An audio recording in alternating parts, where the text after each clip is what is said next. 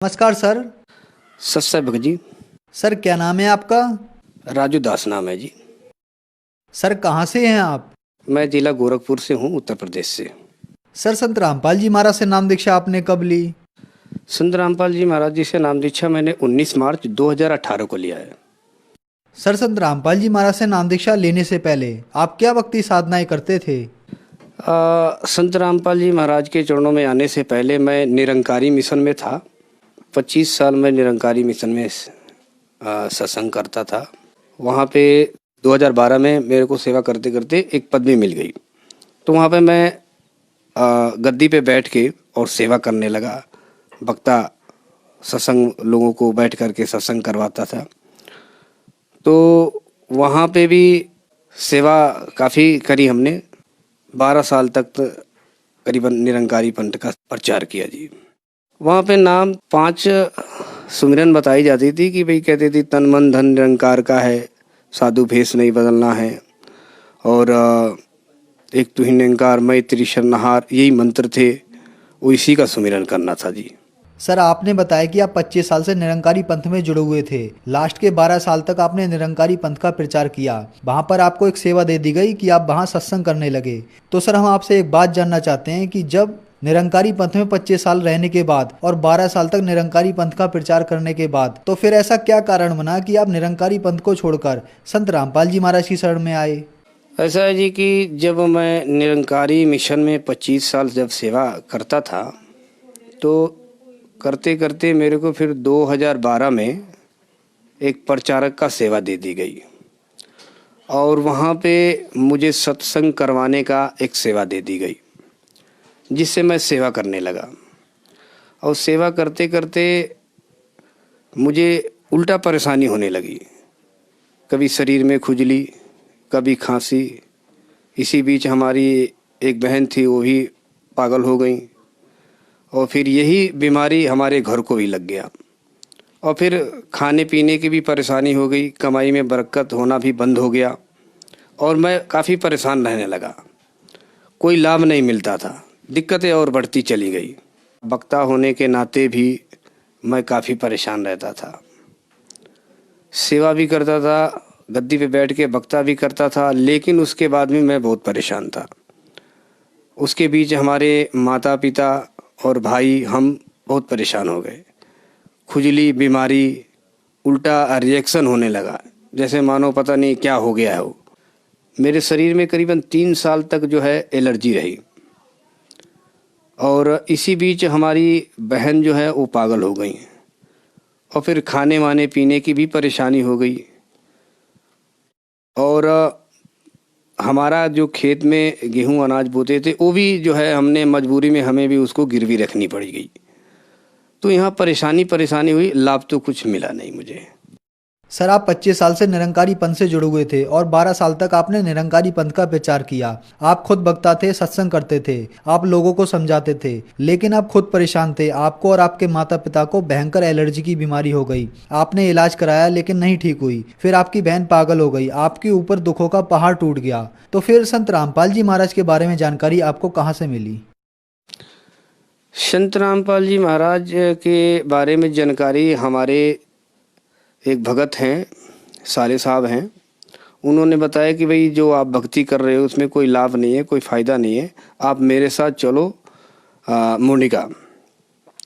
तो हमने पहले उनको 1-2 बारी मना किया कि नहीं जी कोई बात नहीं, हम कहाँ जाएंगे, हम कहीं नहीं जाते, हमारे लिए निरंकारी पंथ ही सब कुछ है, यहीं है सब कुछ।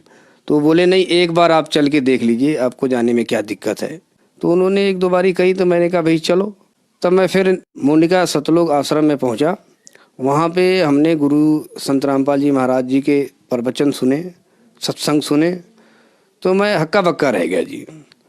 और फिर वहाँ पे मेरे को रहा नहीं गया कि ये हुआ कि अब हमारे को यहाँ पे मंत्र जो मिलना चाहिए वो हमें चाहिए, हमें इच्छुक हो गए जानने के लिए। उसके बाद मैंने मुंडिका आश्रम में जाके संत रामपाल जी महाराज से दीक्षा ली। सर हम आपसे पूछना चाहेंगे कि 25 साल से आप निरंकारी पंथ में साधना कर रहे थे और 12 साल तक आप भक्ता भी रहे और फिर आप संत रामपाल जी महाराज की शरण में आए, तो इन दोनों की भक्ति में आपको क्या अंतर देखा? इन दोनों यानी कि भक्ति में बहुत ज़मीन आसमान का फ़र्क हुआ। पहली बात तो जो मेरी बेचैनी थी, जो परेशानी थी, वो एकदम शांत हो गई। और सबसे बढ़ के ये खुशी मिली कि मुझे असली भक्ति, असली ज्ञान यहाँ मिला, संत रामपाल जी महाराज जी के आश्रम में। तो फिर इनके ज्ञान में अंतर ये हो गया, एक तो जो ज्ञान देते थे संत रामपाल जी महाराज, उसमें ये था प्रमाणित ज्ञान, वेद शास्त्र गीता ये सब चीज़ों में दिखाई गई थी। और जो हमारी निरंकारी में जो था उस टाइम, उसमें कोई प्रमाणित नहीं था, ऐसे आम टाइम का जो है दे दिए कि भाई आप सुमिरन करो एक तू ही निरंकार मैं त्रिशरणा, इस टाइप का। तो उस ज्ञान से और इस ज्ञान से ज़मीन आसमान का फ़र्क हो गया जी।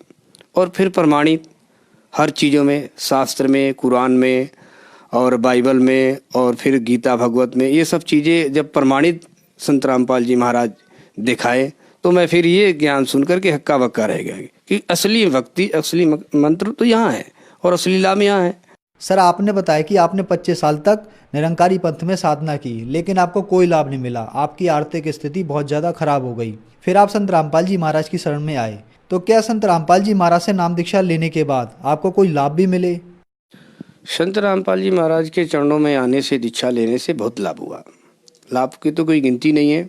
वहाँ पे निरंकारी मिशन में जब मैं सेवा कर रहा था तो उसमें मेरे कोई लाभ नहीं मिली, बल्कि मेरे शरीर में पूरी एलर्जी हो गई।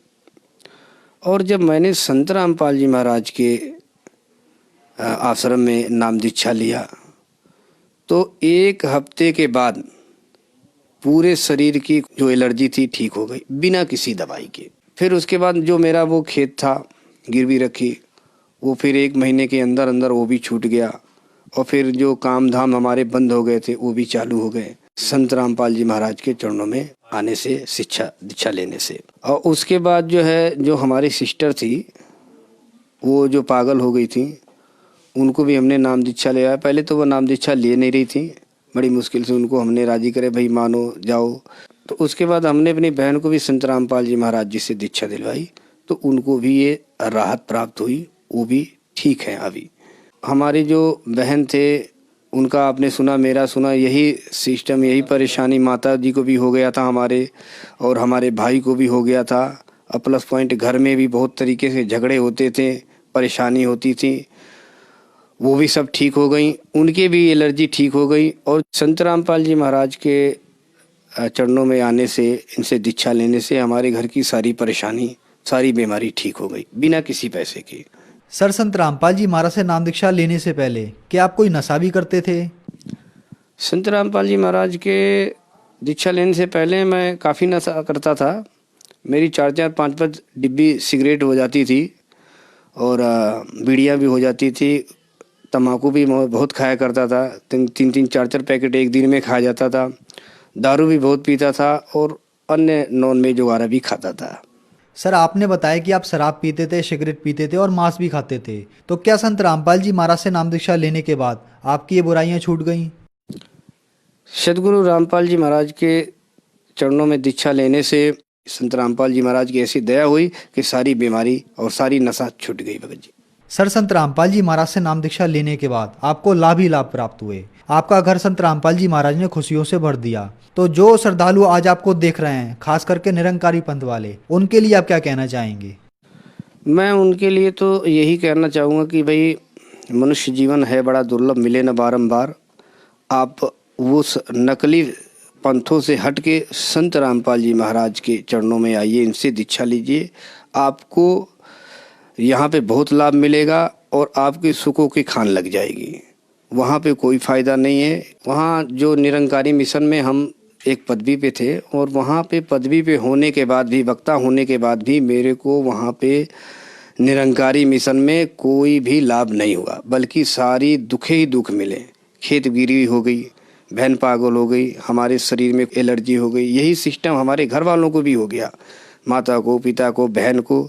जैसे हमने संत रामपाल जी महाराज जी से नाम दीक्षा लिया, वो हमारी सारी बीमारी, दुख दलिद्र सारे दूर हो गए। मैं तो उन श्रद्धालुओं को यही कहना चाहूँगा, ये विनती करना चाहूँगा कि संत रामपाल जी महाराज जी के चरणों में आइए, इनसे नाम दीक्षा लीजिए और आपको लाभिक सुख ही सुख मिलेगा और लास्ट में आपको मोक्ष की भी प्राप्ति होगी। सर, संत रामपाल जी महाराज की शरण में कैसे आ सकते हैं? संत रामपाल जी महाराज के शरण में आने के लिए एक तो साधना चैनल जो अपना है, टीवी जो है, इसके नीचे टेलीफोन वगैरह, एड्रेस वगैरह पट्टी चलती है, उसमें आप फ़ोन करके आश्रम में पता कर सकते हैं और उनसे सारे आप ज्ञान और पूछताछ कर सकते हैं। वहाँ से आप संत रामपाल जी महाराज से नाम दीक्षा ले सकते हैं। धन्यवाद सर। सत्सव।